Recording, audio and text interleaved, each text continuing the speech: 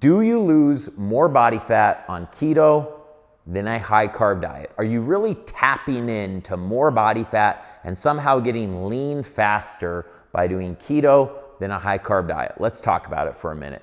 So we're gonna use two people and pretend that one is on keto, one is on a high carb diet. They're both gonna be in a 500 calorie deficit per day, right? Throughout the whole week, 7 days, and that essentially means they're eating 500 calories less than what it takes their body to survive. So we know that those individuals then have to get those 500 calories from somewhere. That's what adipose tissue is for. That's what body fat is for. We will then dip into our body fat, and we know that this person on keto will dip into their body fat and they will utilize 500 times 7 for 4 weeks in a month. They would lose 1 pound a week for a loss of 4 pounds of body fat. That part's completely true. Now, a lot of keto people will argue that this person eating in a 500 calorie deficit for 7 days per week is also going to lose 1 pound per week and lose 4 pounds at the end of those 4 weeks. But they will say that he's not dipping into body fat. When they're on keto, they're solely burning body fat. There is no research to support that if someone's in a 500 calorie deficit, eating a balanced diet of carbs, fats, and proteins, that they're going to lose any muscle mass or any less body fat than somebody on keto. There is no research whatsoever to support that. In fact, we have research that supports people who tend to eat a higher carb diet actually preserve more muscle mass. So you're actually probably a little bit better off with the high carb diet. So why is it that so many people jump on keto? I'm gonna break that down for you right now. So we have something in our bodies called glycogen. Glycogen is stored glucose or stored carbohydrates, right? About 75% of our glycogen is stored within our muscles. About 25% of it is stored within our liver. For each gram of glycogen that we have roughly 2.8 fluid grams of water. So when someone goes on keto, they stop eating carbs, they stop replenishing this glycogen store. So pretend that you started keto 2 weeks ago. On day 1, you would have burned some calories, but not taken in any carbohydrates or any sugar. So your glycogen, 2, 3, 4, 5, 6, 7, 8, 9, 10, is going to deplete to a point that by the end of roughly a 2-week marker, you're virtually glycogen depleted. This in an adult male can lead from anywhere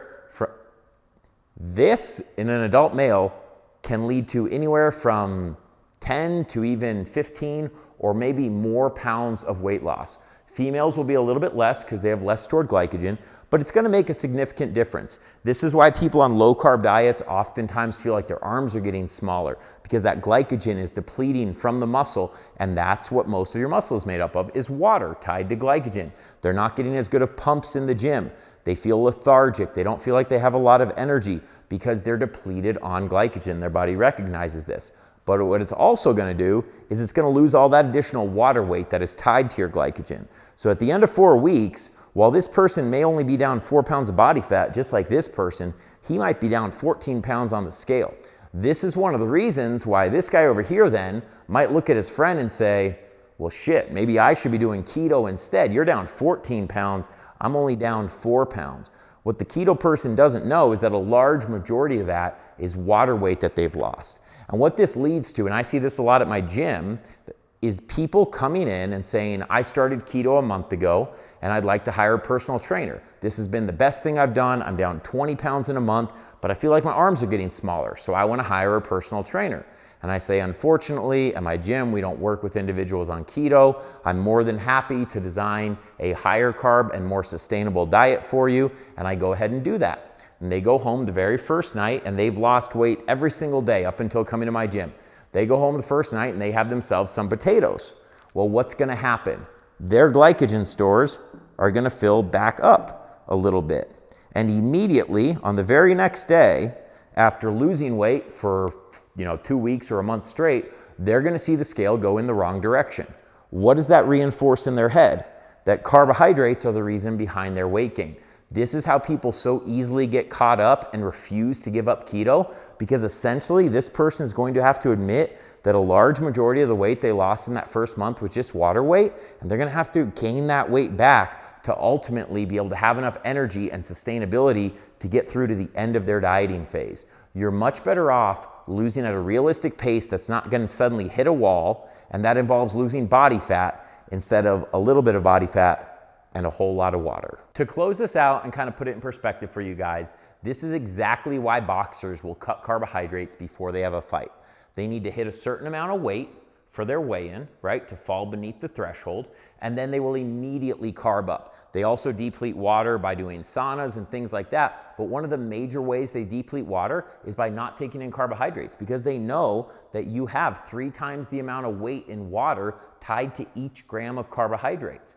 This is the exact same thing as them depleting 10 or 12 pounds in a week, and then by the very next day, for time for their fight, gaining that weight right back because they eat those carbohydrates, the glycogen gets put right back into the muscle.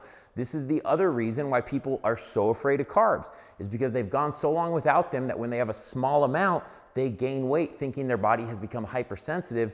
Your body hasn't become hypersensitive to carbs. Those carbs should have been in there the whole time, keeping your muscles hydrated.